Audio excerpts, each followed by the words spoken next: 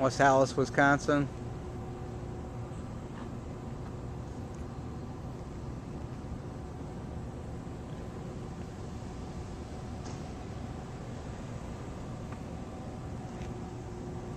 They did the ramping on each side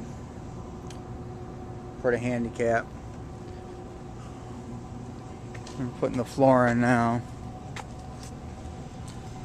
It's a little messy, but here's our handicap approach that finally everybody decides is going to work.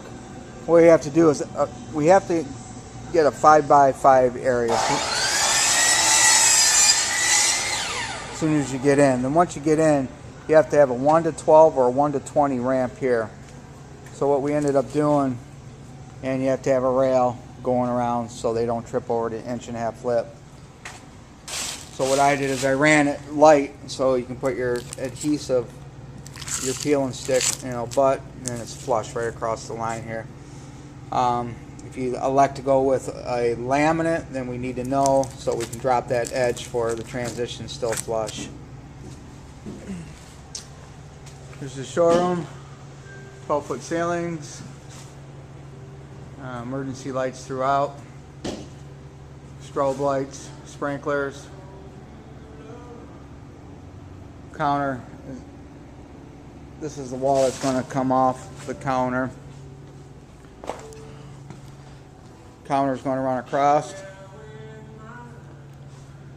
New thermostat. And we got the double plug. Ran all the cat wiring through the wall and everything already. New exit lighting.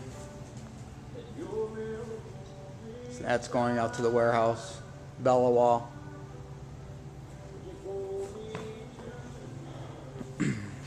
Coming into the hallway.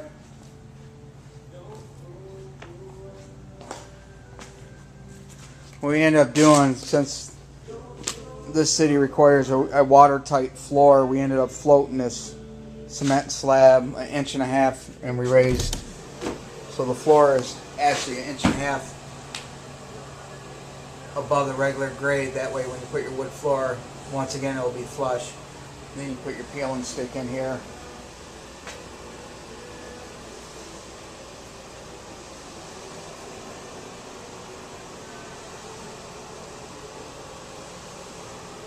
You got strobe lights in here, required space heaters in each of the bathroom. Men's bathroom, pretty much ditto.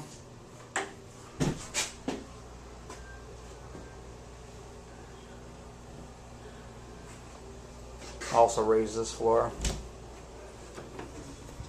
This is the utility closet for the wash tub. Drain for the air conditioner, overflow pipe. A new 6-gallon hot water tank. You had to put a ceiling in here, and an exhaust fan also in here.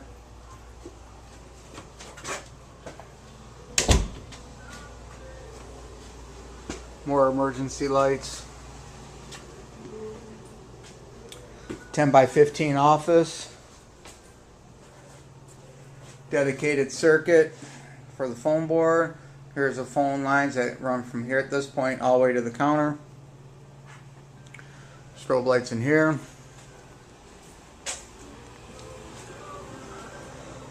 And you can see just all the emergency lighting throughout.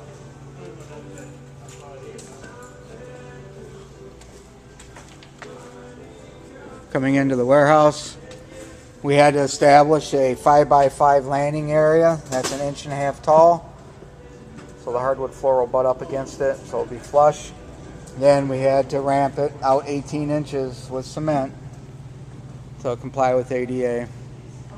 We bumpered down the whole wall. There's a little alcove in here.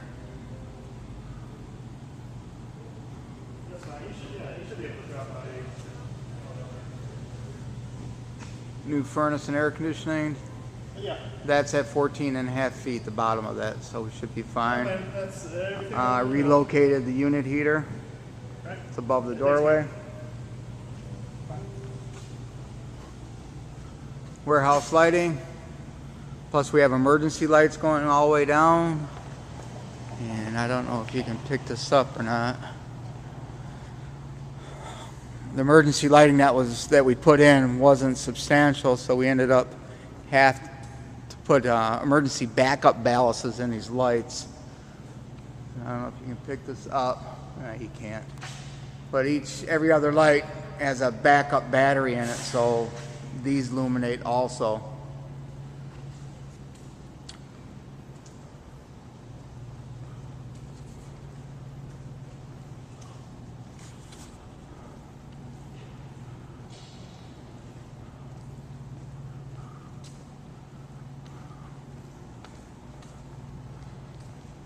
They took out all the sprinklers that was dead here today, so fire marshal requested that. So from here to the showroom, you're looking at about 175 feet to that back wall.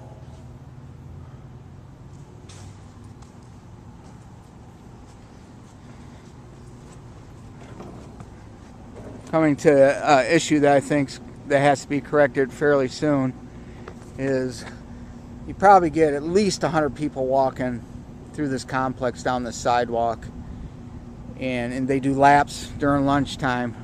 But what they do is when they come from that way along the sidewalk, they cut right across here instead of going around this little island here. So they cut right through here, and as soon as they cut through, they jump right in front of our bay door. We've almost hit 2 people already. They come right here, and boom, they're right in our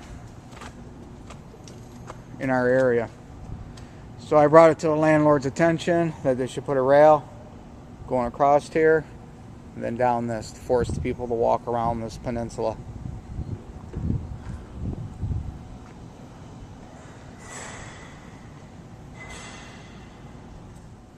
And once we did get here, we put a whole new alarm system in for the sprinklers, and they stripped all the electrical out of here. So we basically had to run all new conduit from point A all the way down to feed our warehouse. The warehouse was completely empty of any electricity.